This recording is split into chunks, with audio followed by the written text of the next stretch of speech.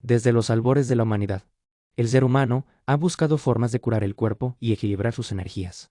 Antes de los antibióticos, los laboratorios o los estudios clínicos, la medicina se basaba en observaciones, intuiciones y creencias. Entre todas esas prácticas, hubo una que marcó siglos de historia y dejó huella en cada cultura: la sangría terapéutica.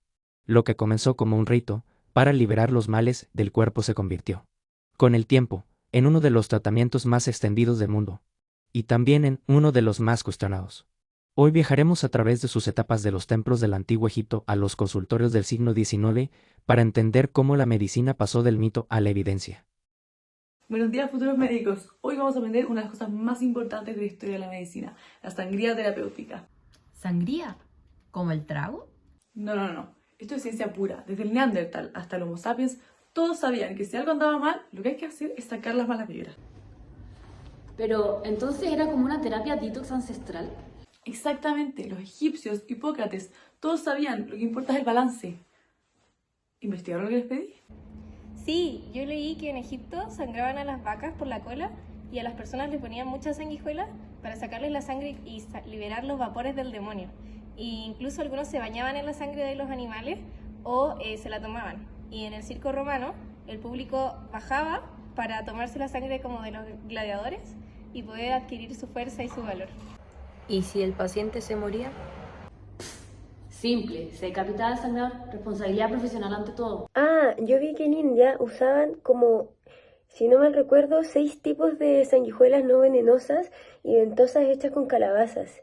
Y ya en Ayurveda ya daban tips para no quedar anémico después del tratamiento. ¿Pueden creer eso?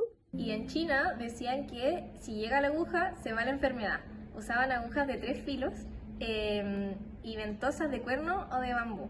El objetivo era equilibrar el yin y el yang para que la energía fluyera.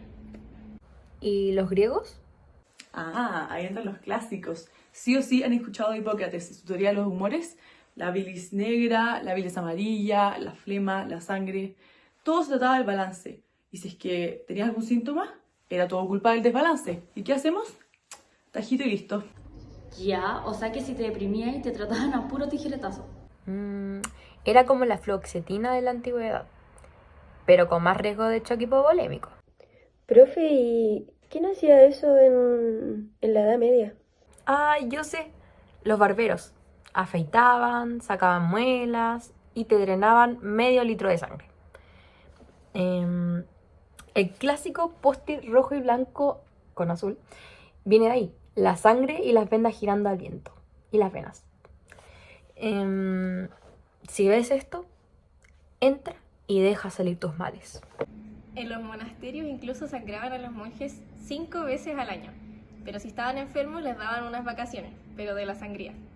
¿Y cómo sabían cuánto sacar? Se decía que un desmayo era una buena señal para parar, ¿o no? Medicina basada en la intuición. Sí, y en Bélgica incluso había un vertedero de sangre para que todos los que hacían las sangrías fueran a botar la sangre extraída. Era todo súper sanitario. Y bueno, así es como llegamos al siglo XIX, el paraíso de la sangría. Profesor, yo había escuchado que François Bosset, al que le decían el vampiro de París, usaba hasta 300 sangrías por un solo paciente. ¿300? ¿No será mucho? Sí, pero igual tenía fundamento. Él creía que toda la inflamación se iba a ir si es que tú la sacabas del cuerpo. En 1830 en Francia se importaron hasta 41 millones de sanguijuelas, mientras que 10 años antes era suficiente con 2 o 3 millones para satisfacer las demandas. Y la gente las criaba en charcas. Incluso se paseaban con las piernas descalzas para que ellas se pegaran y así poder recolectarlas. Sí, pero en 1835 Pierre-Louis usó estadística y demostró que la sangría no servía para nada, partiendo de hecho con la medicina basada en evidencia. O sea que fue el primer ensayo clínico que le ganó la superstición. Exacto. De ahí en adelante, la medicina pasó del mito al método. Profesor, ¿y vamos a hacer eso en IMQ? Pero por supuesto, ¿qué mejor forma de sanar que dejar salir la sangre mala? Obvio que no, un poco distinto. O sea que al final lo que empezó como un rito religioso se fue transformando como un tratamiento médico, pero muchas veces era realizado sin el fundamento necesario. Sí, y a medida que se fue recolectando la evidencia, lo fueron perfeccionando. Exacto, hoy en día se usa para patologías como hematocromatosis, pero ya no se llama sangría, se llama flebotomía terapéutica y ya no se hace con sanguijuelas. Qué bueno que decidieron estudiar medicina y no teatro, pero bueno. El mensaje que intentaron dejar es que la historia de la sangría nos deja una enseñanza fundamental y una invitación a reflexionar. En la antigüedad, las personas confiaban plenamente en este tipo de prácticas y en la evidencia de su tiempo, del mismo modo que nosotros confiamos hoy en la medicina actual. Sin embargo, la medicina es una ciencia en constante evolución, siempre surgen nuevos descubrimientos. Y por eso nunca debemos dejar de aprender. Es importante cuestionar lo que creemos saber, porque quizás, en unos años, nos sorprenda ver cómo cambió aquello que hoy consideramos cierto. Bueno, a continuación les explicaré un poco mejor la cronología de los hechos en la historia de la sangría.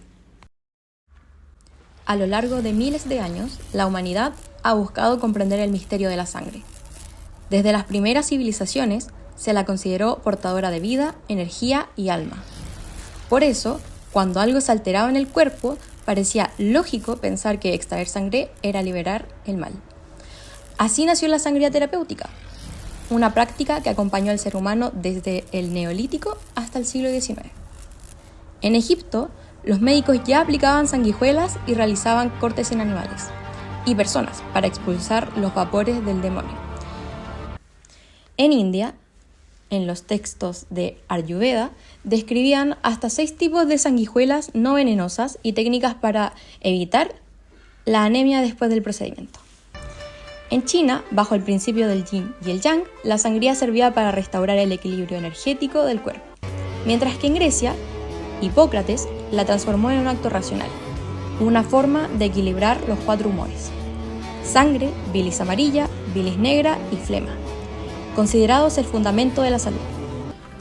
Con el tiempo, la práctica se extendió a Roma, donde Galeno reforzó esta teoría y estableció las primeras normas sobre cuánto sangrar.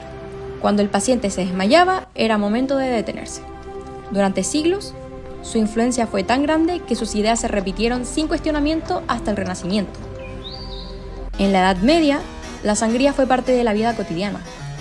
En los monasterios, los monjes eran sangrados varias veces al año y más tarde los barberos, cirujanos, que se convirtieron en los principales ejecutores de esta práctica, reconocidos por el famoso poste rojo y blanco que aún hoy se asocia a las barberías.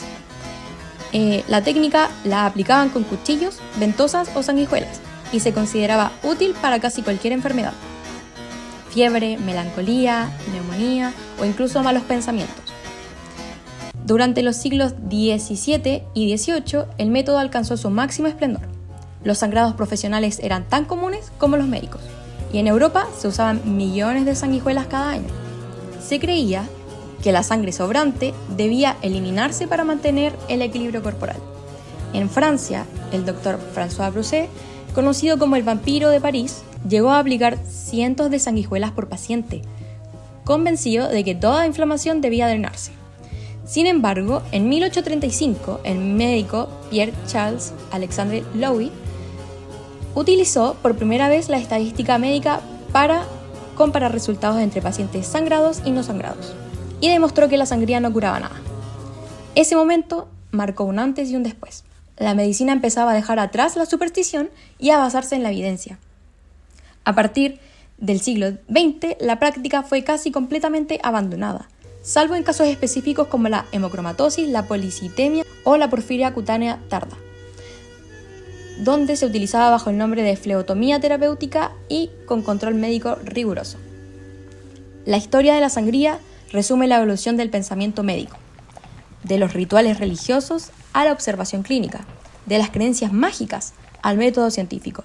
Durante siglos, miles de personas murieron creyendo que se estaban curando, pero esos errores fueron también la base sobre la cual la ciencia construyó su conocimiento actual.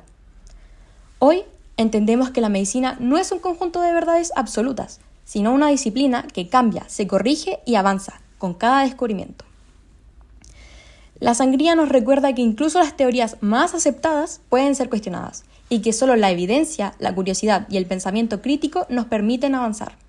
La medicina no es estática, es una historia viva y como toda historia se escribe con sangre, conocimiento y aprendizaje.